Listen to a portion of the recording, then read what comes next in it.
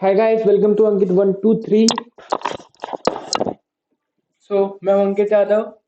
Specifically हम इस video में वुमेन कास्ट रिफॉर्म्स टॉपिक के ऊपर डिस्कस करेंगे। मेनली हम इसमें ये डिस्कस करेंगे कि वुमेन्स के साथ जो 200 साल पहले जो इल प्रैक्टिसेस होते थे, जो ये अनजस्टिस होते थे, उनके बारे में मेनली हम डिस्कस करेंगे। और कुछ रिफॉर्मर्स ने सोचा कि ये रिफॉर्म लाना ज़रूरी है कि वुमेन्स को एक फुल फ्रीडम दी जाए, ताकि वो मेन की तरह अपना लाइफ process कर पाएँ। So a lot to know and lot to discuss in this video as of always. अब 200 साल पहले जो हमारे देश की कंडीशन थी, अगर हम आज के हिसाब से देखें तो बहुत ही खराब थी, क्योंकि जो हमारी आज की सोसाइटी है ना, वो बहुत ही बेटर है अगर हम 200 साल के पहले की सोसाइटी से देखें।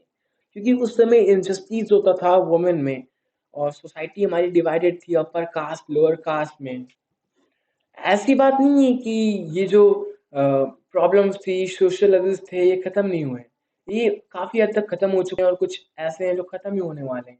अब जो ये रीज़न्स है कि धीरे-धीरे ये चेंजेस आए हैं, स्लोली ग्रेजुअली हमारी सोसाइटी डेवलप हो रही है। तो इनके पीछे मेन रीज़न क्या है?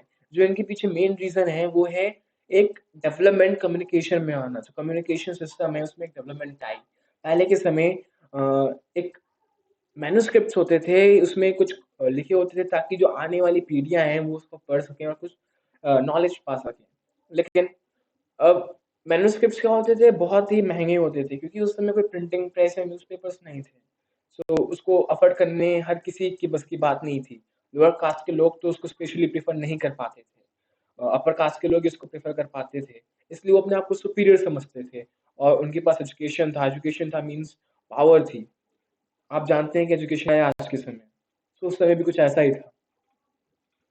अब रिफॉर्मर्स ने सोचा कि जो अब देखिए, उससे पहले अब प्रिंटिंग प्रेस जब इंडिया में आ गया, तब जो ये चीप क्वालिटी पेपर्स थी, ये सब प्रिंट होना शुरू हो गए। अब हर कोई उसे अफ़ोर्ड कर पाता था।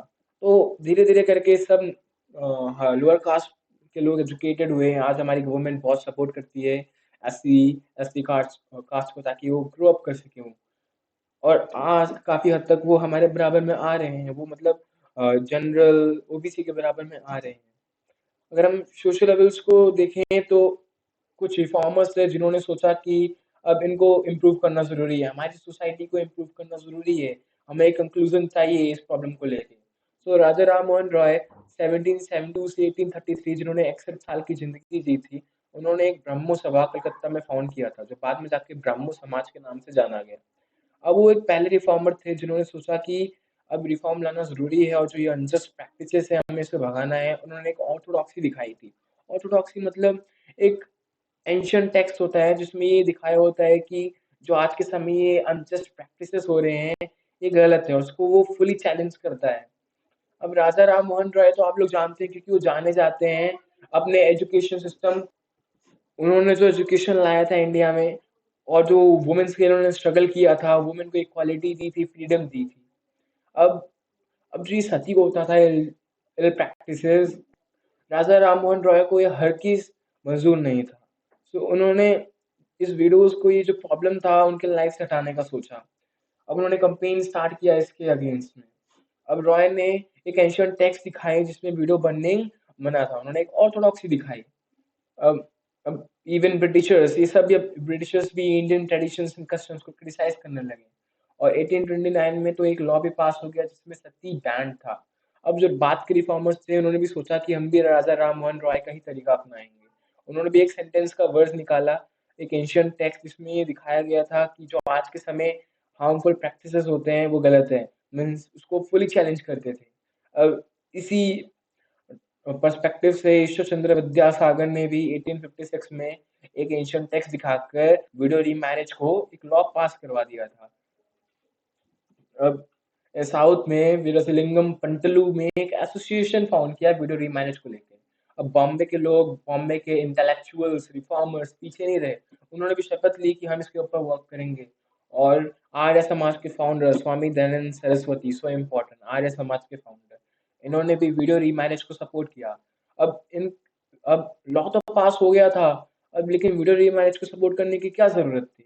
लेकिन बात ऐसी थी कि उस समय भी कुछ पुराने विचारधारा के लोग, कंज़र्वेटिव्स थे, जो अभी भी इस न्यू लॉ को अपोज करते थे।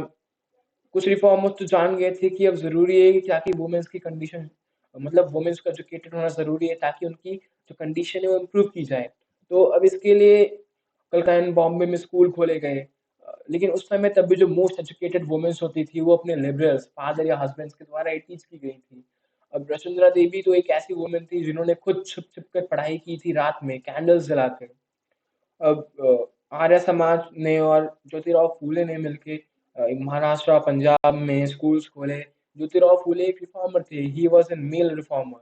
अब वुमेन अरिस्टोक्रेटिक मुस्लिम हाउसहोल्ड्स को भी कुरान पढ़ने के लिए इंकरेज किया गया और उन्होंने उनको ये इंकरेज किया गया कि आपको जिस लैंग्वेज में आता है आप उस लैंग्वेज में कुरान पढ़ें। उनको ये बोल के इंकरेज किया कि अगर आप ये रिलीजियस बुक पढ़ेंगे तो आपको डोमेस्टिक मैनेजमेंट, तो घर का काम काज होता है, वो अच्छी समझ आएगा। अब 1880 से एक ऐसा दौर शुरू हो गया कि अब वुमेन्स यूनिवर्सिटीज में एंटर करने लगी। तब भी वुमेन्स कुछ ऐसी थी जो इस क्रिटिकल व्यू को लेके बहुत ही परेशान थी कि जो ये मैन एंड वुमेन है इनके बीच में डिफरेंसेस हैं इसको लेके। तो कुछ ताराबाई शिंदे एक पब्लिशर थी, उन्होंने एक बुक पब्लिश की स्त्री पुरुष तुलना, जिसमें क्रिटिसाइज किया गया था मेन एंड वुमेन्स को की पार्शियलिटी को लेके।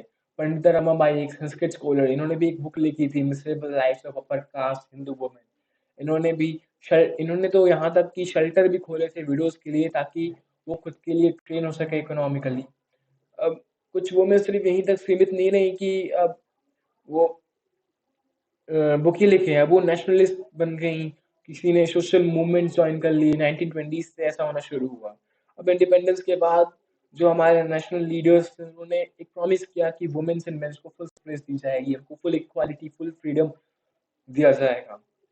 आई होप आप लोगों को ये वीडियो पसंद आए हो। If you all like this video so please like the video and subscribe my channel, don't forget to comment and ask questions.